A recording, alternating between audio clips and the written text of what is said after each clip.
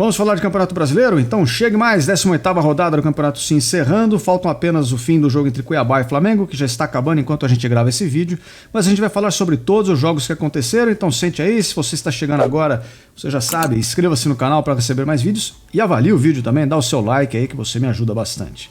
Então vamos falar de futebol, vamos lá. A gente vai pôr nossa mesa tática na tela para começar falando do jogo entre Fluminense e Palmeiras, mas antes um pequeno parênteses, um pequeno editorial sobre a arbitragem. Seu Ramon Abate, que apitou esse jogo de ontem, Wilton Pereira Sampaio e Sávio Pereira Sampaio parecem fazer aquele trio famoso Mo, Larry, Curly. Para quem for mais antigo sabe o que nós estamos falando.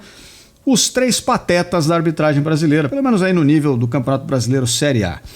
Três árbitros que demonstram claramente ter, assim, digamos, problemas pessoais com alguns profissionais do futebol e demonstram isso dentro de campo, fazem questão de agir de uma forma infantil e rancorosa, provocando, peitando, enfim, provocando situações contra esses profissionais que acabam resultando aí numa partida que do ponto de vista da arbitragem ontem foi horrorosa, marcações muito confusas, critérios duvidosos e que não foram iguais ao longo da partida, inversões e o simples fato do seu Ramon Abate passar o jogo inteiro peitando os demais profissionais dentro do campo, fazendo caretas. Ele faz uma cara, sabe aquele meme Morre Diabo? Vocês já viram? É um meme horroroso a história por trás dele, não queiram saber o que ele fez, mas esse sujeito aqui, com essa cara de aloprado, de assustado, me lembra muito o seu Ramon Abate, porque ele passa o jogo inteiro fazendo essas mesmas caretas, tentando intimidar os jogadores, tentando, sei lá o que ele pensa que ele está fazendo.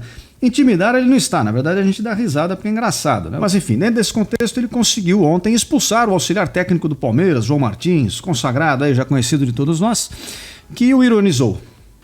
O seu treinador ali do Fluminense, Fernando Diniz, mandou ele tomar em vários lugares, mandou ele para casa de vários lugares, tá tudo certo. O treinador do Fluminense, né, não dá repercussão, não dá mídia, vamos passar batido. Agora, o auxiliar técnico do Palmeiras reclamou de forma irônica e foi expulso. Para quem acompanhou a transmissão, deu para ver o que aconteceu. O jogador do Fluminense dá uma cotovelada, acerta o rosto do jogador do Palmeiras. O auxiliar técnico reclama, primeiro de uma forma, gritando. Ele vai lá, todo pavão, né, vai com cara de bravo, fazendo todo chiliquento, dá o cartão amarelo. O auxiliar técnico do Palmeiras o ironiza e fala, calma, você tá muito nervoso, é só marcar a falta, que tá tudo bem, calma, você tá nervoso, cara, calma. Obviamente que é uma ironia. Aí ele vai lá, tira o cartão e expulsa o auxiliar do Palmeiras. Então quer dizer, mandar pra casa daquilo, mandar tomar não sei onde, tá tudo certo, gritar com o cara é uma beleza. Você só não pode gritar com o sotaque errado. Quando o seu sotaque te compromete, aí você está lascado, hein? Bom, mas tudo bem. Falando do jogo, foi 2-1 para o Fluminense, as duas equipes entraram com times mesclados. Eu vou colocar aqui a escalação do Palmeiras. A gente vai começar então com o Everton, que estava no gol e fez uma partida ok. Não dá para dizer que a derrota tenha passado por ele de alguma forma. Marcos Rocha na direita, esse sim jogou mal. Falhou em muitos momentos ali defensivamente, deu a chance ao Fluminense, inclusive, fazer os seus gols. Gustavo Gomes, que jogou de zagueiro, jogou de ponta esquerda, jogou de ponta direita, de atacante, de volante, de líbero, de meia de ligação. Ele jogou em todas as posições do campo, jogou bem mais uma vez, mas não adianta nada jogar sozinho às vezes, né? Na esquerda o Luan, que também não fez boa partida, dessa vez ele falhou em pelo menos 2 lances, o primeiro que resulta no pênalti, que gerou o primeiro gol do Fluminense, depois num cruzamento que não saiu o gol, mas em condições normais poderia ter saído com a falha dele.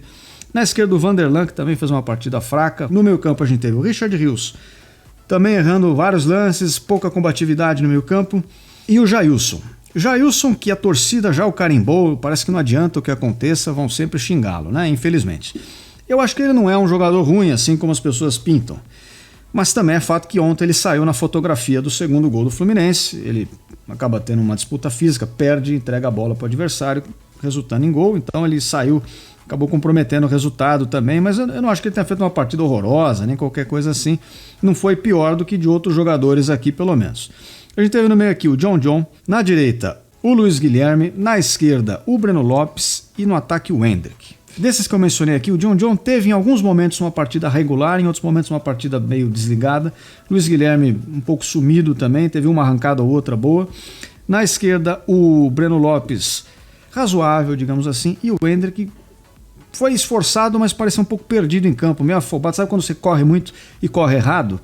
Pois é, infelizmente o Hendrick teve essa atuação ontem. Então, uma dinâmica que aconteceu na partida de ontem que eu achei interessante para mostrar para vocês, pessoal, é que apesar da formação do time ser essa, né, sem a bola, na hora de atacar para valer mesmo, o Palmeiras não atacou dessa forma. Aconteceu o seguinte, o Hendrick ficava um pouco mais para a direita, o Breno Lopes fechava como se fosse um segundo atacante, No corredor aqui do lado esquerdo, o lateral Vanderlan fazia essa composição, junto aqui, aí sim, o Luiz Guilherme na direita, o John Joe aqui no meio, e a zaga fazia aquela formação que a gente fala sempre, né, de saída com 3 zagueiros e tal. Então, na hora de se aproximar do ataque, o time ficava com essa configuração diferenciada, né? O Marcos Rocha ficando aqui um pouco mais, aquela coisa toda que a gente já conversou várias vezes que o Palmeiras tradicionalmente faz. Mas isso quer dizer que, embora o Palmeiras jogue com 3 meias ou 2 pontas e um meia central, e o atacante, na prática, na hora de agredir o adversário, ele tinha 2 atacantes e 2 caras abertos. Então é como se fosse um 3-5-2 aqui nesse momento. Você pode chamar o número que você quiser, dependendo de onde você traça a linha de divisão, esse número muda, né? Mas enfim, isso não importa. Enquanto o Fluminense, quando sem a bola, jogou numas tradicionais linhas de 4 aqui. Ofensivamente não funciona dessa forma, o Fluminense joga com um jogo de aproximação que todo mundo se movimenta bastante e tenta congestionar um lado do campo para ganhar superioridade numérica. Um dia a gente pode falar sobre isso, mas do ponto de vista defensivo essa era a formação do Fluminense, foi assim que as equipes entraram em campo. Bom, falando um pouco então da história da partida, não dá nem para dizer que se esperava muita coisa desse time do Palmeiras com essa escalação, que não são a força principal do time, são jogadores que pouco jogam juntos, tem uma série de dificuldades, mas dentro desse cenário o Palmeiras até nem jogou tão mal assim coletivamente. Do ponto de vista individual, vocês viram que eu citei vários nomes que falharam e tal. Mas mesmo jogando assim, com esses jogadores sem estar no seu auge, sem serem os melhores jogadores, o Palmeiras foi até melhor que o Fluminense em coisa de 3/4 da partida, basicamente. O Fluminense conseguiu um gol num pênalti, uma das poucas vezes em que ele chegou. No primeiro tempo o Palmeiras chegou com pelo menos 4 vezes ao gol do Fluminense, e o Fluminense quase não tinha colocado qualquer risco ali para o gol do Palmeiras. Gol de pênalti, volta para o segundo tempo, o Palmeiras segue buscando o resultado, segue dominando o jogo, jogando melhor, toma esse gol nessa falha da defesa, envolvendo o Jailson. Depois do 2-0, a situação parecia já bem difícil de ser revertida. O Palmeiras atacou bastante, um pouco na bafa. Nos minutinhos finais ali, o Fluminense teve um jogador expulso. O Gustavo Gomes já tinha virado um centroavante a essa altura, estava jogando lá no ataque. Em um dos cruzamentos para a área, conseguiu fazer o gol de cabeça. Inclusive, eu queria mencionar mais uma vez isso. Eu sei que, para quem assiste todos os vídeos, parece repetitivo, mas tem gente que está vendo só esse vídeo aqui. O Palmeiras tem um costume de jogar muito com bola cruzada na área. Só que ele joga a bola cruzada na área para um ataque extremamente baixo. E o jogador do banco, Flaco Lopes, que é o especialista em bola aérea, entra só sempre no finalzinho do jogo, faltando 8 minutos, 10 minutos no máximo. Então fica difícil a vida do rapaz, né? Podia ter uma situação um pouco melhor dele jogar com o time titular, jogar desde o começo do jogo algumas partidas para a gente vê-lo em ação um pouco mais, porque em outros momentos ele entrou e entrou bem, né?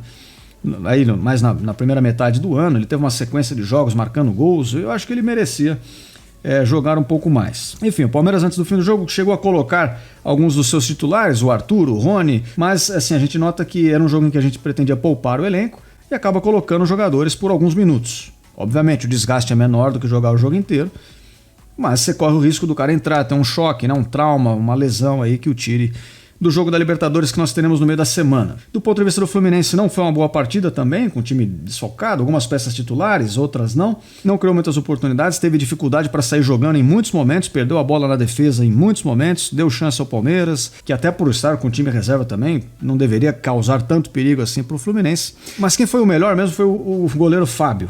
O Palmeiras finalizou algumas vezes, algumas muito perigosas, e ele fez verdadeiras defesas ali, importantíssimas, que garantiram um pouco mais de tranquilidade para o Fluminense, que poderia ter sofrido gol muito antes de quando sofreu. Então essa foi a história do jogo, não foi uma grande partida de nenhuma das partes, até pela situação, né, em que o jogo aconteceu, e assim o Palmeiras vai para casa sem nenhum ponto. Agora a gente vai colocar na tela o resto da rodada para a gente comentar o que aconteceu. Nós tivemos o jogo entre Santos e Atlético Paranaense, um jogo ruim de ser assistido. O Atlético Paranaense entrou também com o time mesclado, né? Mas vinha vencendo, o Santos não criava nada pela milésima vez. Inclusive após a partida o treinador foi demitido, né? O Paulo Turra foi demitido. O Atlético Paranaense havia feito um gol, abriu o placar e mantinha o controle do jogo até o finalzinho, quando há um pênalti para o Santos que faz o gol de empate e nos minutos finais, além de fazer o gol de empate, quase vira a partida, passou o jogo inteiro sem jogar nada. Aí chega os acréscimos no segundo tempo, o time vai pra cima, faz gol, vira o jogo, aí não vale, aí não sei o quê. Bom, enfim, tá aí o resultado 1-1. E é um placar que é curioso porque o Atlético Paranaense nunca tinha vencido até então o Santos jogando na Vila Belmiro, estava por vencer até os momentos finais, quando cedeu o empate e assim terminou a partida. O jogo entre Goiás e Fortaleza eu não consegui assistir, eu só vi os melhores momentos, mas o que deu para ver é que não foi uma partida bem jogada de nenhuma das duas partes. Fortaleza não criou muita chance, o Goiás também não criou muita chance, e num erro da defesa do Fortaleza, o zagueiro acabou fazendo um gol contra, que deu a vitória ao Goiás, que se não foi uma grande partida, para o Goiás um resultado muito importante na luta com a zona de baixo da tabela ali, né? E eu não assisti o jogo porque eu estava assistindo esse aqui, Beira-Rio, Internacional e Corinthians, 2-2. Mais uma vez o Colorado não consegue vencer. Saiu perdendo com um gol do Renato Augusto. O Corinthians não fez uma grande partida, mas no primeiro tempo foi um pouco melhor. Chegou algumas vezes. No segundo tempo já o time decaiu bastante. O Internacional conseguiu empatar com a volta do Bruno Henrique, aquele mesmo que jogou no Palmeiras, jogou até no Corinthians em outra época também. É um jogador, não sei como ele está fisicamente, né? Até pela idade já mais avançada em relação à nossa referência, mas era um bom jogador quando aqui estava. E ele faz o gol de empate. O Corinthians volta para o segundo tempo muito recuado, tentando sair em contra-ataque, mas mal, desperdiçando as poucas chances que tinha. Não chegou ao gol do Inter, até que fez um gol de pênalti. Parecia tudo decidido e no último minuto o Internacional busca o seu empate também. Vários jogos aqui no finalzinho tiveram surpresas, né? O Internacional buscou um empate que foi, eu diria, merecido, né? O Internacional demonstrou alguma melhora, demonstrou algum progresso, teve momentos interessantes, manteve a posse de bola, conseguiu criar algumas chances que não vinha criando tanto em outras partidas recentes, mas terminou em empate com o gol lá do Luiz Adriano, que inclusive é carrasco, né? O Luiz Adriano é carrascão do Corinthians. Ele jogando pelo Palmeiras fazia gol contra o Corinthians praticamente todos os jogos, e agora pelo Internacional ele manteve aí essa escrita e garantiu esse ponto para o Inter jogando em casa. Fluminense e Palmeiras, nós já sabemos o que aconteceu. Vasco e Grêmio, uma partida curiosa. É um primeiro tempo um pouco mais equilibrado, mas você se lembra no último vídeo eu falei que o Vasco, do ponto de vista ofensivo, não é inoperante. O time consegue criar jogadas. O que ele não consegue é finalizar. Ele finaliza mal, perde gols e parece que a pressão psicológica talvez pese um pouco aí. Então, acertando um pouco essa pontaria, é um ponto positivo porque ajeitar uma defesa é mais fácil que ajeitar um ataque, muitas vezes. E se o ataque do Vasco já funciona, pelo menos um pouco, basta ajeitar um pouco a defesa do Vasco, que é bastante exposta, cede muita chance ao adversário, para que o time volte a ter um pouco mais de sorte no campeonato. O Grêmio também é um time que cede muita chance ao adversário. E nesse embate o Vasco acabou sendo vitorioso por 1-0, mas poderia ter vencido por mais. Não perdesse tantas chances na cara do gol ali como perdeu. E do ponto de vista do Grêmio, preocupante. Jogou mal na última rodada contra o Goiás e jogou mal de novo. Primeiro tempo, como eu disse, um pouco razoável. Na volta para o segundo tempo, o Grêmio desligou, começou a errar lances simples, passes curtos, não conseguia manter a bola no pé, não saía jogando, enfim, só deu Vasco, que saiu com a vitória merecida, né? Depois de tantas rodadas, a gente até estranha falar isso, mas o Vasco mereceu, jogou bem melhor que o Grêmio. No Morumbi, o São Paulo jogou com o Atlético Mineiro, que veio jogando... abriu o placar muito cedo, é verdade, com um gol do Hulk lá do meio da rua, um chute que, sinceramente, não foi forte, assim... Foi um chute semi-forte, semi-colocado, mas o goleiro do São Paulo aceitou, né? Não é culpa do Hulk, então acabou sendo um golaço do Hulk lá, quase do meio de campo. E com esse resultado de 1-0, né, o Atlético Mineiro passou a jogar bem atrás, bem fechado, tentando mesmo segurar o resultado, até para romper essa barreira, né, que o Atlético não tinha vencido ainda sob o comando do Luiz Felipe Scolari, e conseguiu. O São Paulo tentou criar sua chance, foi para cima buscar um empate, pressionou até bastante, né? O Atlético Mineiro em alguns momentos, principalmente no segundo tempo ali, ficou bem acuado, sofrendo no sufoco mesmo, tirando bolas ali, mas no fim quem ampliou o placar foi o Atlético com um gol de pênalti lá, o Lucas, que acabou voltando para o São Paulo, não teve uma boa estreia nesse sentido, ele fez um pênalti desnecessário, em cima inclusive de um ex-jogador de São Paulo, Patrick, e aí na cobrança 2-0 para o Atlético Mineiro, e deixa o São Paulo parado na tabela. O Atlético Mineiro quebra ali o jejum de vitórias, e é num momento importante, porque ele pega o Palmeiras no meio da semana pela Libertadores mais uma vez. No Mineirão, o Cruzeiro pegou o Botafogo, e essa partida eu queria destacar, eu estava assistindo ela agora há pouco inclusive. O Cruzeiro dominou o jogo inteiro. O Cruzeiro tem muita dificuldade de enfrentar defesas postadas, a gente já comentou isso aqui em outro momento, e até por isso, jogando em casa, quando ele acaba tendo que se propor mais o jogo, né? Ele acaba não vencendo. A campanha do Cruzeiro dentro de casa é muito ruim nesse Campeonato Brasileiro. Mas nesse jogo o Cruzeiro jogou bem. Foi um jogo bom do Cruzeiro, com muitas chances criadas. O goleiro do Botafogo foi o melhor em campo, do lado do Botafogo, com certeza evitou a derrota. E o Botafogo até eu achei estranho, porque para quem espera muito do líder do campeonato, foi uma atuação fraquíssima. O Botafogo não conseguiu jogar.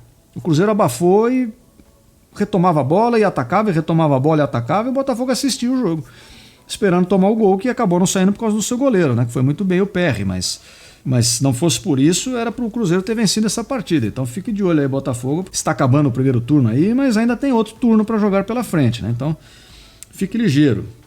Enquanto no Couto Pereira, o Curitiba pegou o Red Bull Bragantino, e aqui o placar traduz. O Red Bull Bragantino foi senhor do jogo, o jogo inteiro jogou melhor, finalizou mais, e o Curitiba num primeiro tempo muito apagado, teve muita dificuldade de fazer qualquer coisa.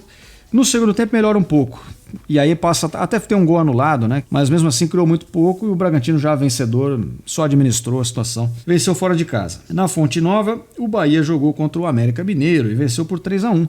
Abriu o placar, cedeu empate e depois recuperou a vitória. Esse jogo é mais um que eu não posso comentar em tantos detalhes porque eu acabei vendo só os melhores momentos, os gols, aquela coisa. Vou ficar devendo para vocês. E por fim, temos Cuiabá e Flamengo, que estão se enfrentando nesse momento, e a partida já está aos 30 minutos do segundo tempo e o Cuiabá vai vencendo o Flamengo por 2-0, né? De uma maneira para muitos aí surpreendente. Fizeram os gols do Cuiabá o Matheus Alexandre e o Clayson, acho que é Clayson que pronuncia mesmo. E olhando para as estatísticas do jogo, a gente pode perceber que é o típico jogo em que uma equipe tenta controlar a posse de bola, o Flamengo, e o Cuiabá tenta ser o mais agressivo possível. Então pegou a bola, verticaliza e finaliza. São 15 finalizações do Cuiabá contra 5 do Flamengo, embora o Flamengo tenha 60% de posse de bola contra 40% do Cuiabá. Esses foram os jogos da rodada, a gente só vai passar agora pela classificação para a gente ver que o Botafogo lidera com 44 pontos, o Flamengo é o segundo empatado com Fluminense, Palmeiras e Bragantino, todos com 31 pontos e se separando ali pelos critérios de desempate, né? Depois vem o Grêmio com 30, caindo pela tabela, chegou a ser o vice-líder em dado momento. Atlético Paranaense é o sétimo com 28, o Cuiabá também tem 28, temporariamente em oitavo, se a partida terminar assim, né?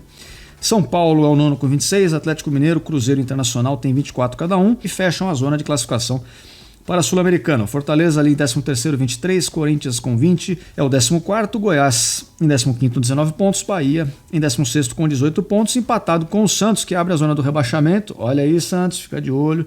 Contrataram o Aguirre agora. Então o Santos é 17º com 18 pontos, Curitiba 18º com 14, Vasco, tendo conseguido essa vitória, vai a 12 pontos e é o 19º, e o 20º colocado e último é o América Mineiro com 10 pontos.